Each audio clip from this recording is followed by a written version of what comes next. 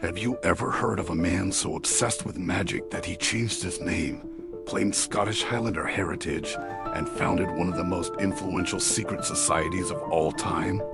Today, we're diving into the extraordinary life of Samuel Liddell MacGregor Mathers, a figure as enigmatic as the rituals he performed.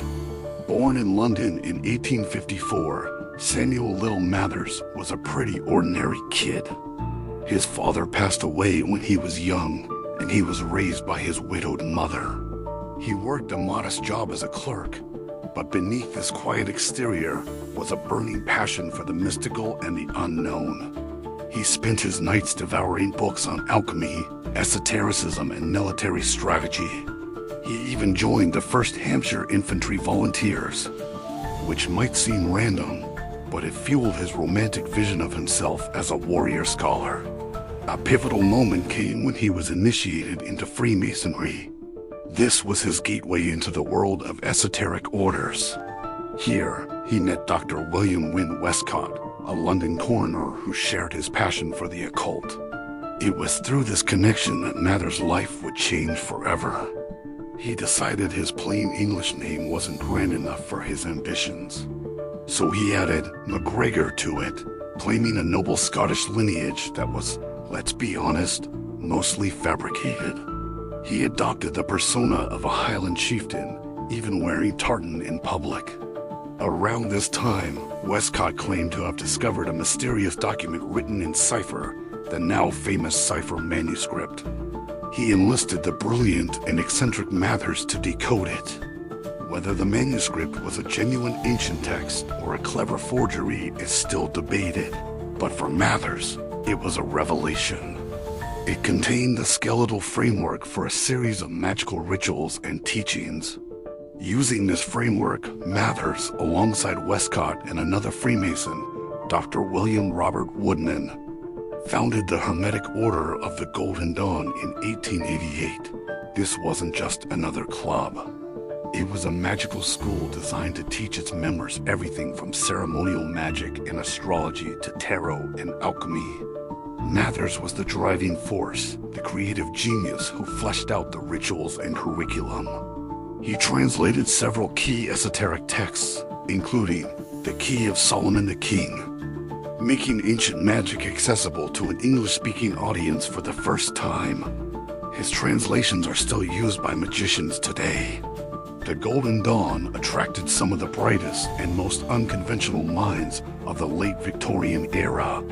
We're talking about people like the poet W.B. Yeats, the actress Florence Farr, and even the infamous Aleister Crowley. For a while, the order thrived under Mathers' charismatic, if somewhat autocratic, leadership. In 1890, Mathers married Moina Bergsong, sister of the famous philosopher Henry Bergson. Moina was a talented artist and a powerful clairvoyant in her own right. She became his partner not just in life, but in magic. They moved to Paris in 1892, where Mathers established the Ehator Temple, a new branch of the Golden Dawn. He claimed to have made contact with supernatural beings he called the Secret Chiefs, who he said were now guiding the order through him. But back in London, trouble was brewing.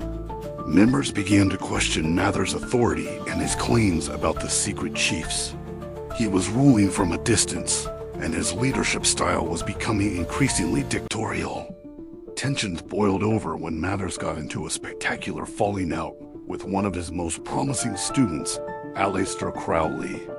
The two engaged in what they described as a magical battle, flinging curses and astral entities at each other across the English Channel. This internal conflict, combined with public scandals, led to the fragmentation of the Golden Dawn. The original order splintered into various successor groups around 1903. Mathers continued to lead his own faction, which he called Alpha et Omega, but the Golden Age was over.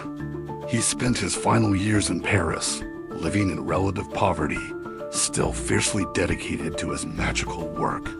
He passed away in 1918, with the cause of death officially listed as the Spanish flu. though some of his followers whispered that it was the result of a protracted magical lore. So who was Samuel Liddell MacGregor Mathers?